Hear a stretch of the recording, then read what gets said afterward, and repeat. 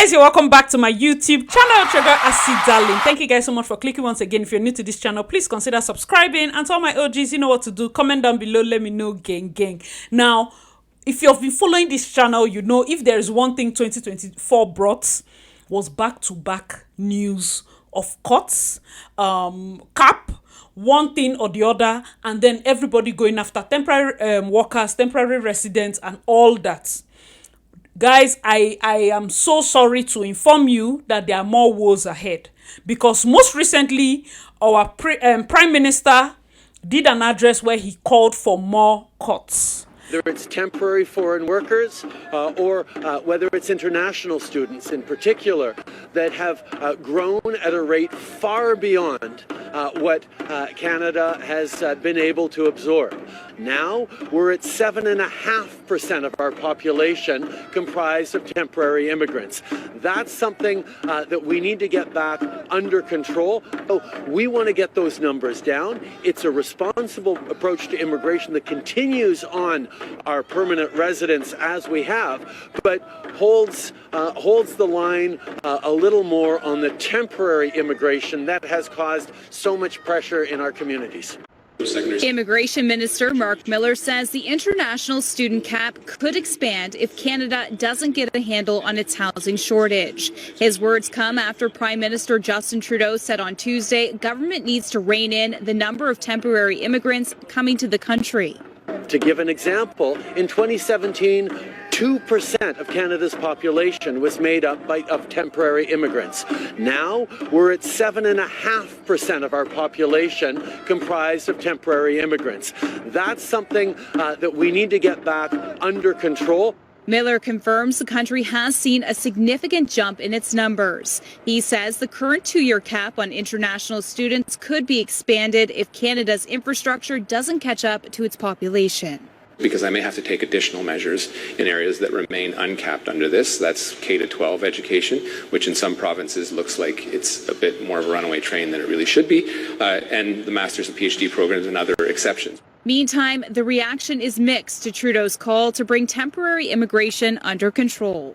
When Canadians themselves are struggling to find housing, then again, why are you bringing more people when we are struggling to have the infrastructure to actually support that? I think that if they're going to keep bringing in immigrants, which isn't a bad thing at all, that they should have adequate housing for them.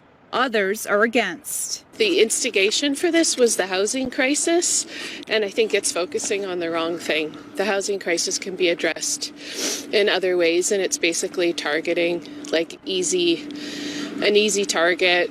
There should definitely be caps on some things like the cost of housing and pricing, just because like for locals already it is making it pretty unaffordable, and I think that something needs to be done about that. But I don't necessarily know if like stopping immigration or temporary immigration or anything is necessarily going to be the solution. Miller's hope is government won't have to make any further adjustments. For me, I've always said that all this thing is looking like election propaganda vibes, because at this point it's not making sense. Like, some of these addresses are giving like direct targets on international students and people that came here. These are not illegal people. These are people that got visas to enter the country. So when you keep doing addresses like this on national TV, calling for these people to be reduced, and it makes them feel like they came in through the back door.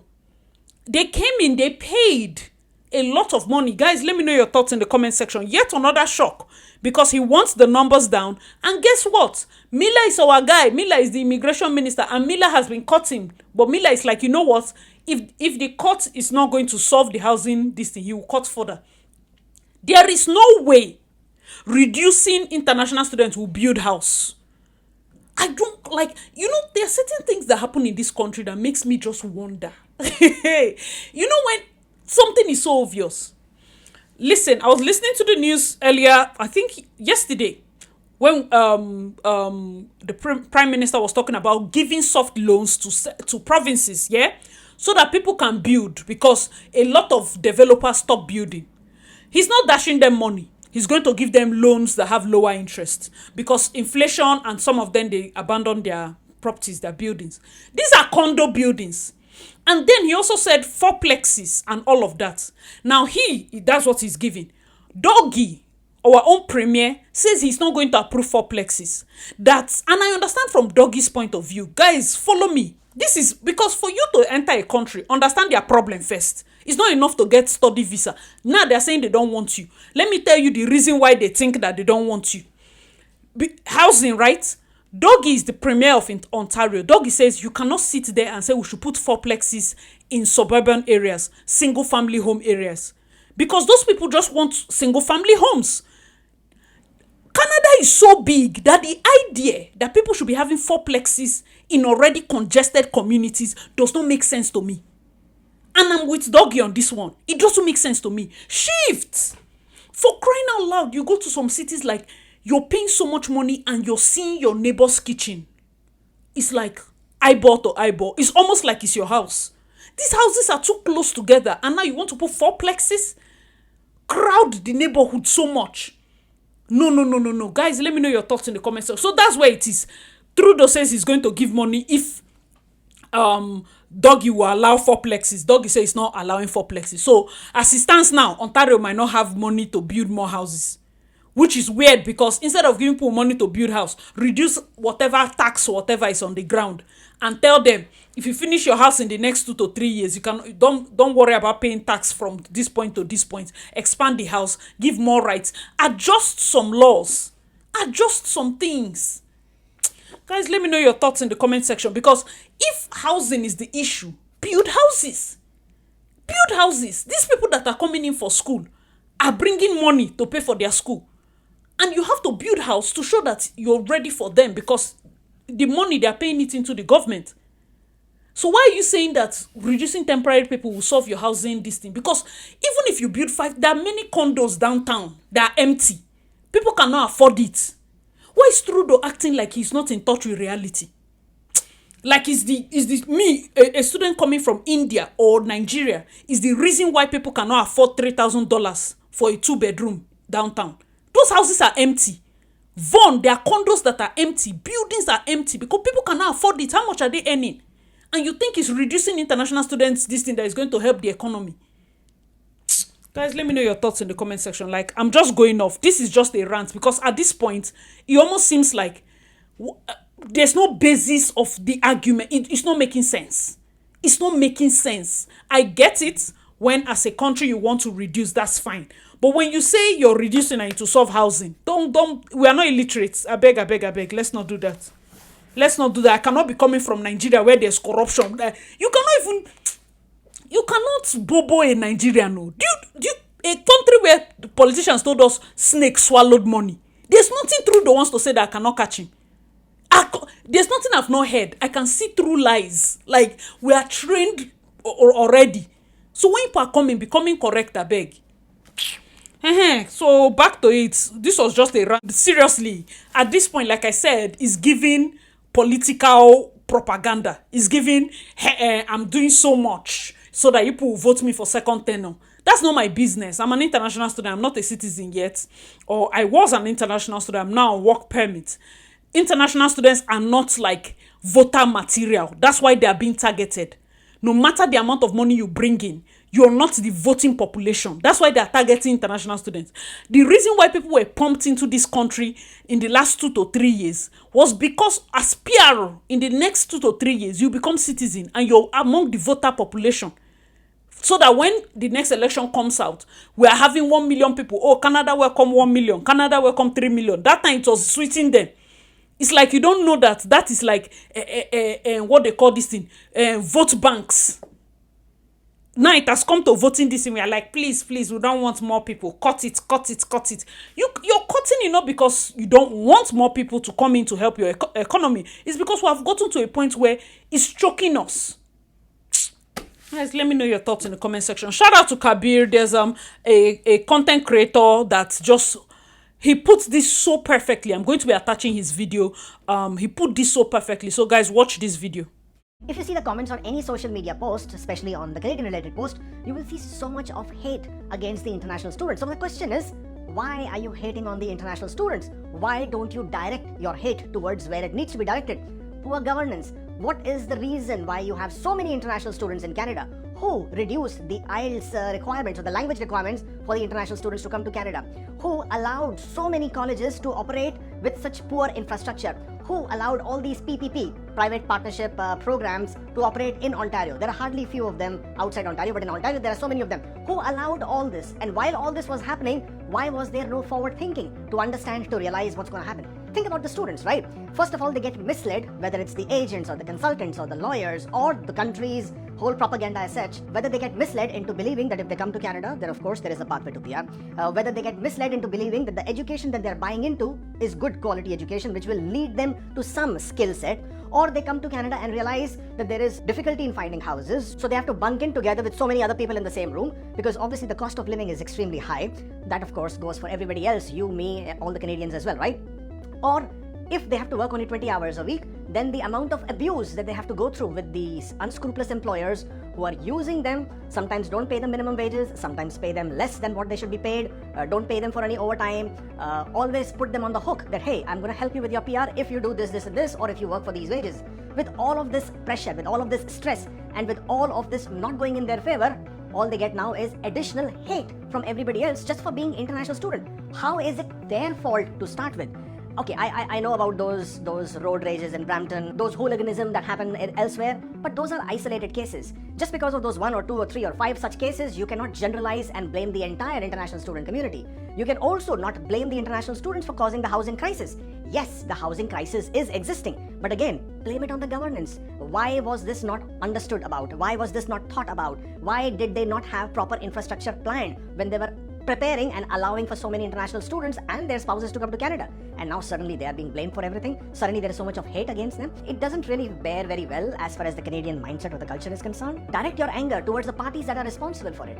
Reverse migration is happening, housing crisis is happening, cost of inflation is extremely high, but everything doesn't have to go back to the international students. So understand where the problem is. Don't direct your hate towards them. They are equally under a lot of stress. A lot of them may be under financial stress. A lot of them may be under the stress of what are they going to do now with these fast vanishing pathways. I'm not saying give them the pathways easy. I'm not saying absolutely make it a walk in the park. Trust me, they're already struggling through a lot of issues. So take it easy when you're understanding these situations. It's not the international students who are at fault here. It's the poor governance which is at fault. Why didn't the government see this coming when they were planning and celebrating 40 million as population, 41 million as population? Why was this not being thought of at that point of time? That is something which you should be asking questions about. All right, let me know your thoughts in the comment section. Absolutely spot on, because the hate, I've said this in several videos, the hate on international students is so glaring.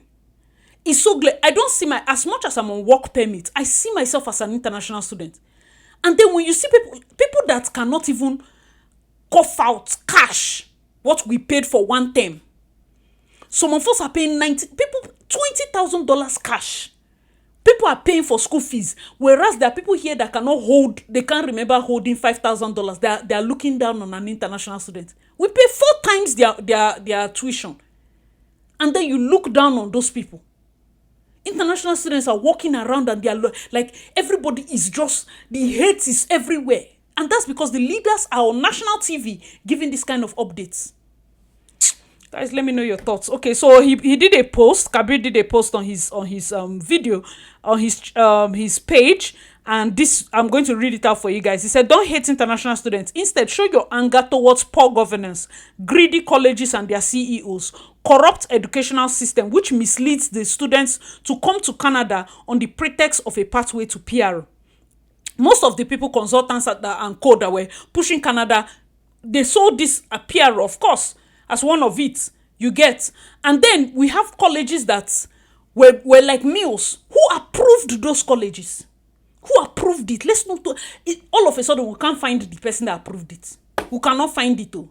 Is the sinner. See, let me not get angry. You say, have you ever seen a college recruitment poster that says, please come and study in Canada at 4 times the cost that a domestic student pays? That jobs that you need to support yourself are scarce at entry level. That you'll be abused and manipulated by greedy, shoddy employers for your 20 hours part-time. That you probably will have to jump several hoops to be eligible for PR and probably not get it anyways. And that only register for specific programs because that's where the PRO gravy is. that global business management is trash. So yeah, direct your anger to where it should be directed. Someone else perfectly put this on the comment section, and I screenshotted it. He said, you organized a party for 20 and you end up inviting 100, and then you blame the guest. That is the Canada people's logic there for you. You organize party for 20 people. You open door for 100 people. Now you're blaming the guests. You say, we need to reduce these guests. Sir, you open the door for 100. You have space for only 20. Ha. Someone said they should understand this basic thing, that the international student came here. Did the international student come here without visa? See, at some point, it becomes so painful. It becomes so painful to be in a place where common sense, everybody is dodging. Nobody's coming out to chest responsibility for this mess. No one person has been the one to say, okay, I'm the one that approved these foolish colleges. I'm the one that signed PPP agreements. Who approved PPP agreements? Who approved it? Which person in that IRCC saw 30,000 students coming to Conestoga and gave all of them visa? Oh my God. Guys, let me know your thoughts in the comment section. You don't even have that many houses. So why were you giving them visas? If you tell us we don't have house and you deny us visa, we'll cry 2 weeks and we're okay. But for you to pack all of us here, we have given you the money and you say, it's true, we have to read it. Please, please, please. Guys, let me know your thoughts in the comment section. At this point, I feel like everybody's just going on. As soon as they say cuts, the first thing that comes to head is international students.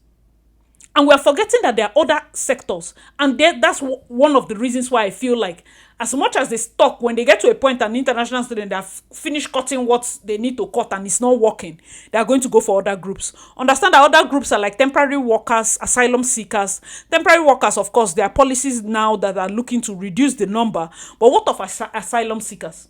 Now, recently, a poll that they put up on, Kabir put up on his page, I hope I'm calling your name right. Kuber. I think it's Kuber. I call Kabir. Sorry. He put up on his page, he said, Mexico is by far the largest source country for those seeking asylum in Canada, followed by Haiti, Turkey, and Colombia. Mexico.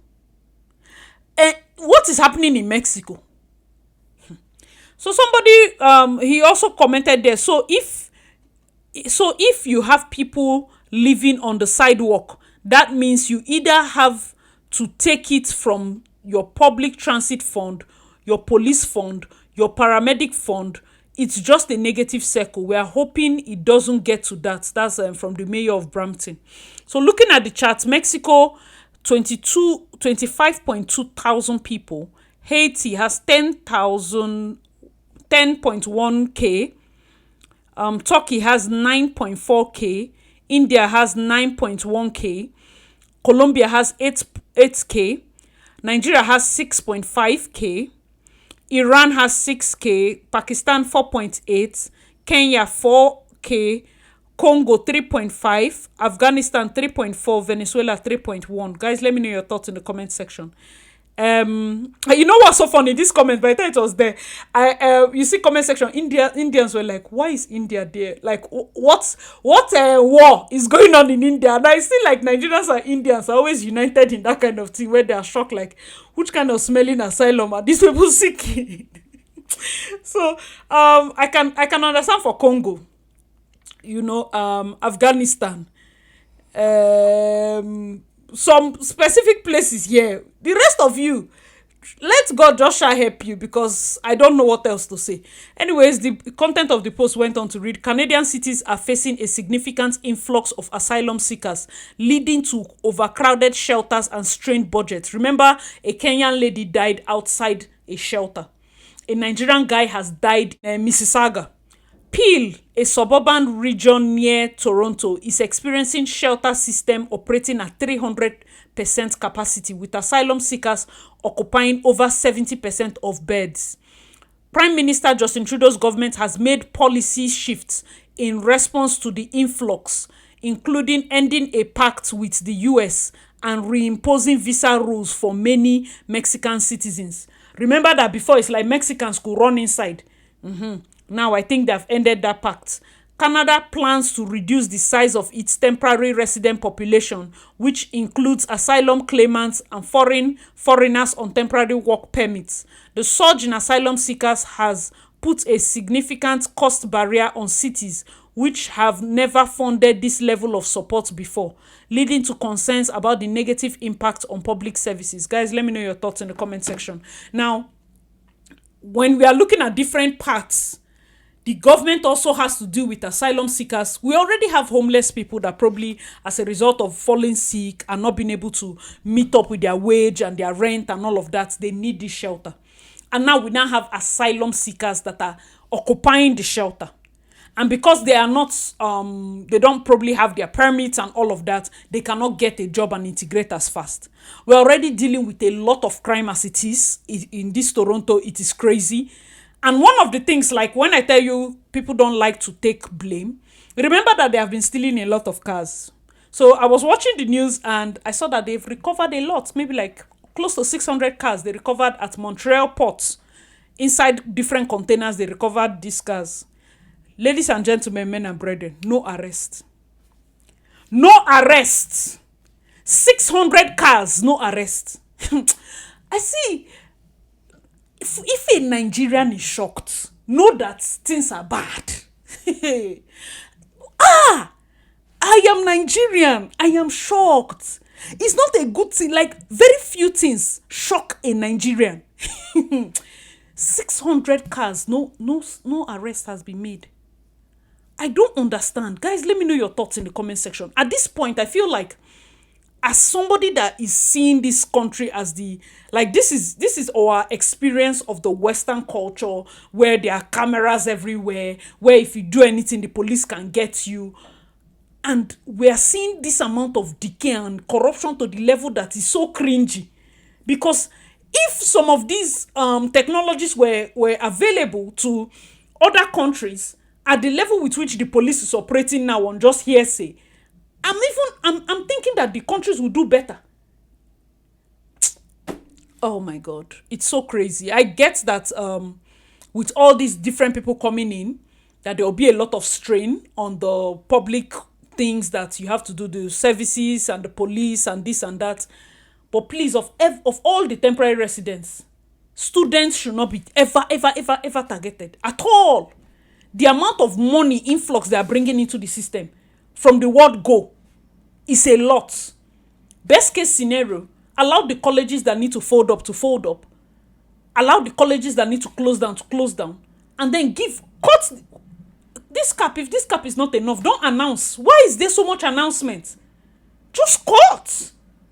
Like, it's at this point, it's even annoying. Like, why are we having announcement? Why are we having press conference to hear about cuts? Oga, cut if you want to cut. We don't even know how we sure that you're giving the amount of visa that you say you will give. IRCC simply deny. Just simply cut it. Let's hear word. Guys, let me know your thoughts. It's so depressed. I get it. A lot of people see. Today people were signed. Tomorrow you see people are still signed. People are trying to make ends meet. And still the hopelessness is just increasing now. I'm going to be doing a video about, for those of you that probably got rejected. Because as it seems now, I don't know if I can advise you to continue to push the study route. I'll do a separate video for those that have been rejected, what you can be doing from now till, for those of you targeting winter next year or September, things that you can be doing in the meantime. I'll do a separate video for that. But this is just the updates. Guys, a lot of changes are going to be taking place.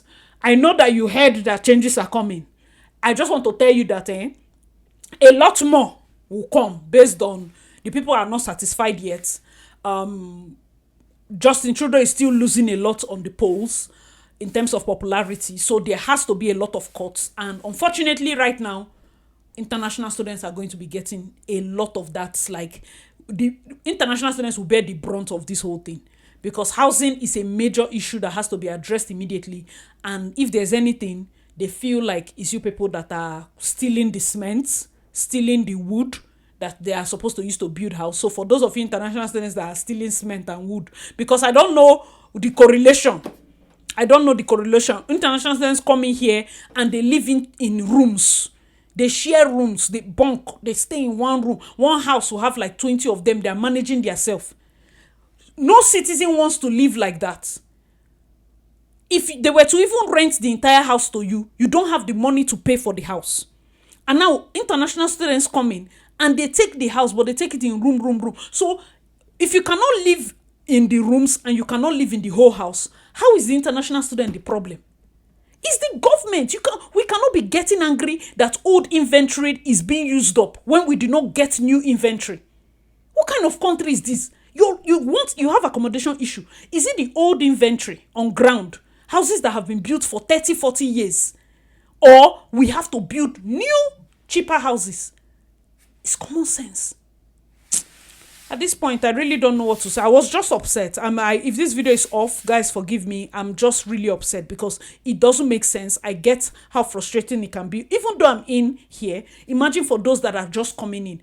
And you need to see how targeted the hate is.